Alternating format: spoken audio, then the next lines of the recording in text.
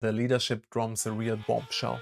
They decide to expand the scope, shifting from a simple mobile app to a full customer platform with a loyalty program, social media features, and third-party integrations. So the chaos begins. More teams are pulled in, more complexities arise. This is a textbook case of a scope creep. The real problem? The project size grows dramatically, but the development resources stay the same. New stakeholders like the legal department and the partner management join the project, and each of them bringing their own opinions, their own priorities, and even more opportunities for misalignment. As a leader, you cannot allow this to happen unchecked. Even if the change makes sense in the long run, it's a major risk for the success of the current project. You must set up a structured change management process that includes assessing whether the change truly aligns with organizational goals, evaluating the full impact of the change. Will the increased scope require more resources? Will it demand more coordination across stakeholders? Does it maybe introduce technical complexities that call for new skills? So only accept the change if the schedule is reasonably extended and the required additional resources are provided. And if someone is pressuring you to change the scope, start with becoming self-aware about your thoughts and emotions.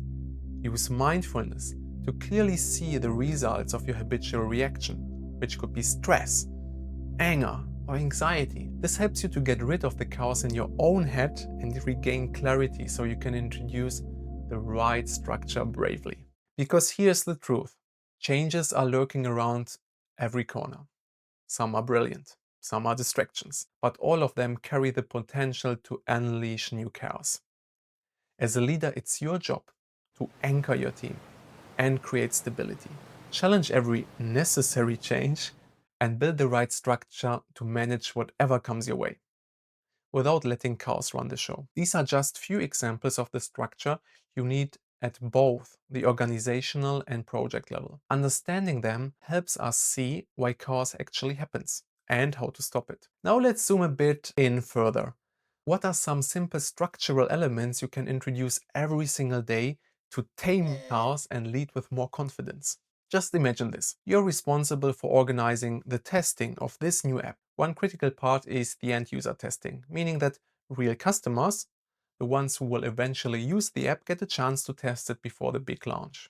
So you set up a meeting with your colleagues. But if you want this meeting to be effective, not a chaotic mess, here's the structure you must bring in.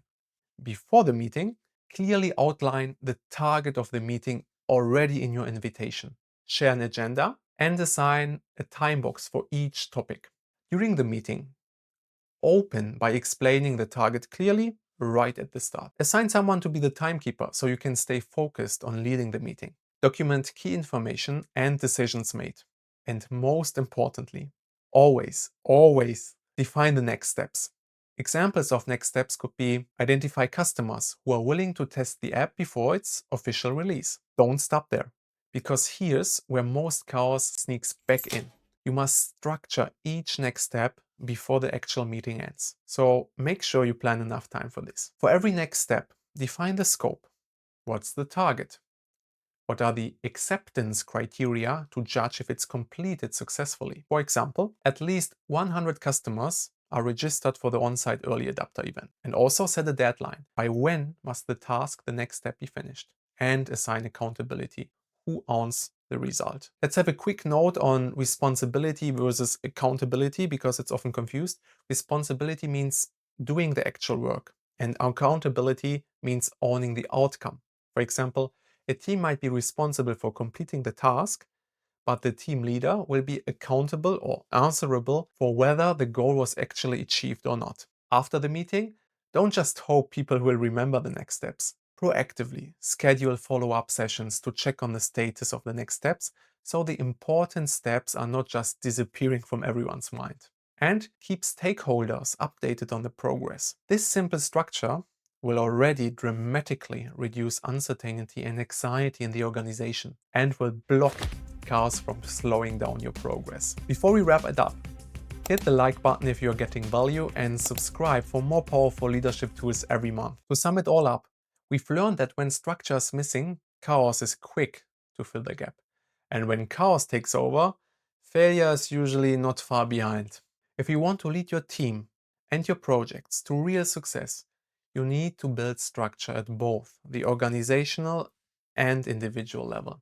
On the organizational level, you need clear processes that help you focus only on the most valuable projects and initiatives, not just whatever sounds exciting. The projects you choose must be fully aligned across all stakeholders, so everyone's pushing in the same direction, not scattering their efforts just in chaos. Resources must be staffed and managed smartly. And as a leader, it's your job to bring stability. Make sure that project scopes and requirements don't change on the fly, but only after careful checks. And on the individual level, always start by outlining the purpose and target of every meeting, of every collaboration. Never close a meeting without actually defining the next steps and making sure every step has someone clearly accountable for delivering results. And most importantly, keep checking in along the way to ensure that no chaos is sneaking in and slowly absorbing your working results. Catch chaos while it's still small, before it can grow and quietly sabotage everything you are working for. Give chaos no chance. And remember, when chaos tries to sneak into your mind during tough times, mindfulness is your shield and structure is your sword. You are the leader.